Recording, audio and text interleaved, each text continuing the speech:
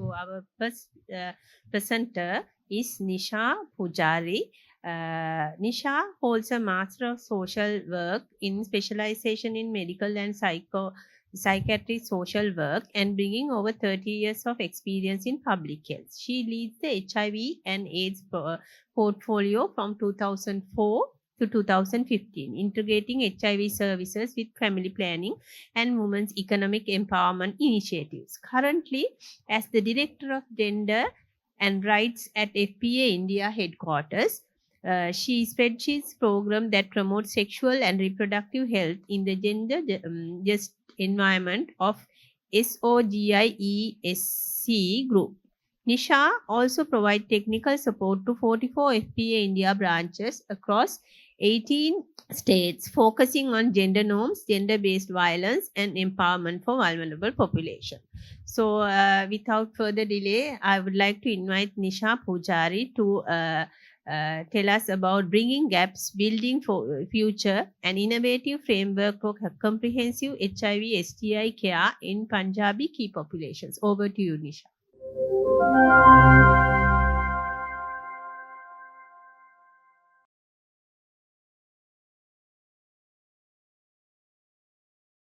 Thank you so much for the kind introduction. So, I'm going to share my experience of providing comprehensive HIV and STI care in Punjab's key populations. So, as ma'am has already introduced, I am from Family Planning Association of India, for IPPF member association. So, just to give a background about the HIV situation of India, we have 2.4 million people living with HIV in India. Although the estimated adult HIV prevalence in India has declined over the years, but now we see a increasing trend of HIV prevalence rate increasing with the people who inject drug use, mostly found in northeastern states of India. So it's something around 7.17 percentage high among this group. These groups are also more vulnerable to get hepatitis C infection, which increase their vulnerability. The other key population that we worked in this project is female sex workers.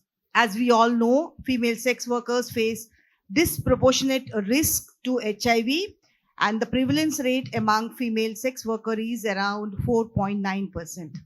The key contributing factors for people using injection drug is needle sharing, inconsistent condom use, limited access to harm reduction services, and high risk sexual behavior. With this intersection of injection drug use along with sex work, this behavior amplifies their risk, and especially if they are female who are using drugs and also in sex work, their vulnerability increases much more compared to other key population groups.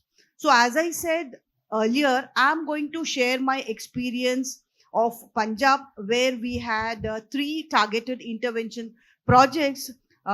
In that we worked with people who are using injection drug use, female sex workers, and MSMs. So the study purpose is to see which strategy works well for this group to increase service uptake. So basically, the sample size included 2,000 key population groups from these categories. In that, 600 were people who use injection drug use, 1,000 female sex workers, and 400 men having sex with men.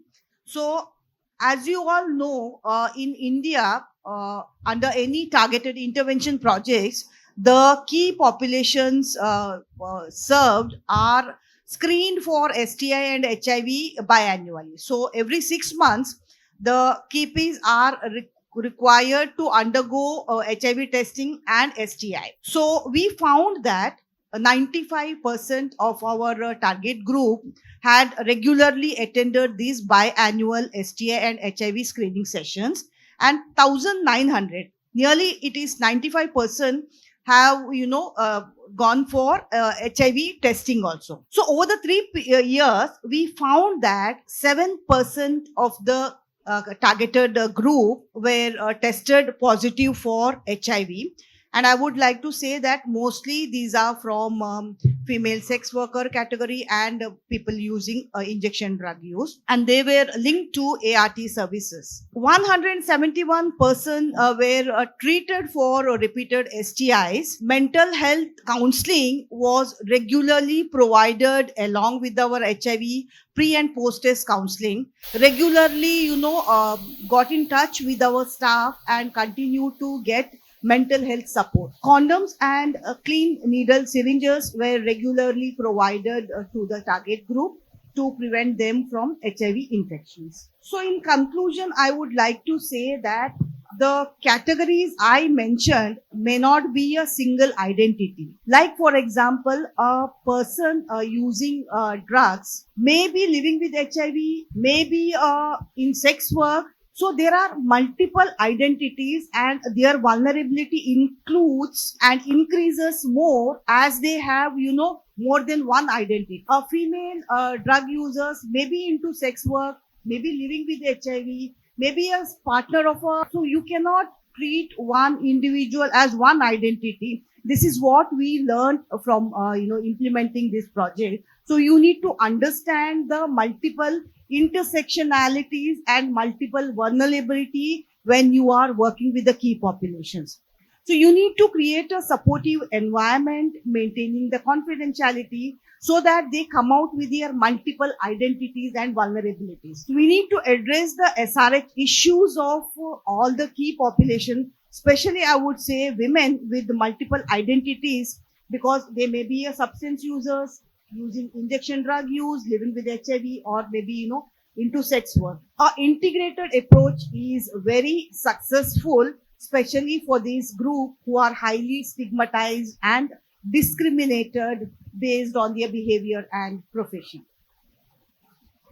So, as a recommendation, we would suggest that the service providers should have a comprehensive understanding of intersectional vulnerabilities of all the key populations, including their SRH needs.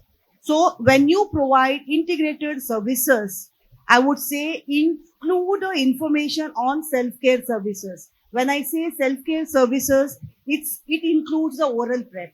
Like for example, in India, the oral prep is not known to many of the key population group. We need to, provide this information because that's the best prevention methods for the group who are negative, and it's the only one method to keep them HIV negative forever because condom usage always depend on the male partner. Similarly, when a woman in sex work may be living with HIV or maybe using drugs, should know the different contraceptive methods too, because the negotiating decision making power may be less with female because many a time because of paying more money by the the partners or the customers, women may not use the contraceptive. Most of the time she may land in unwanted pregnancies. So there are discreetly used contraceptive methods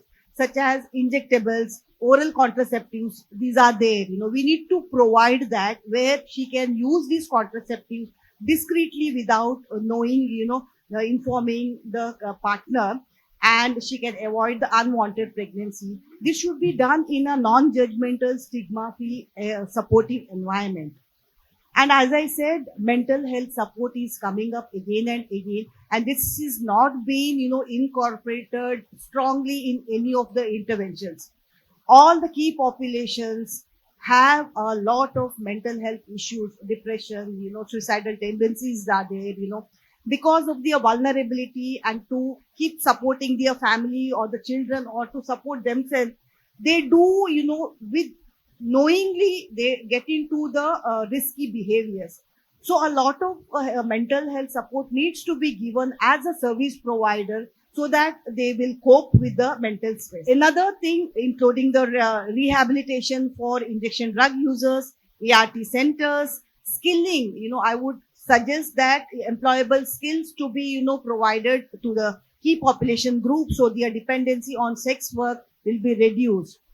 Lastly, advocacy effort on policies that recognize and address the multifaceted challenges faced by the KPs needs to be strongly advocated. I think with this presentation, I would like to thank everyone for your patience hearing. Thank you.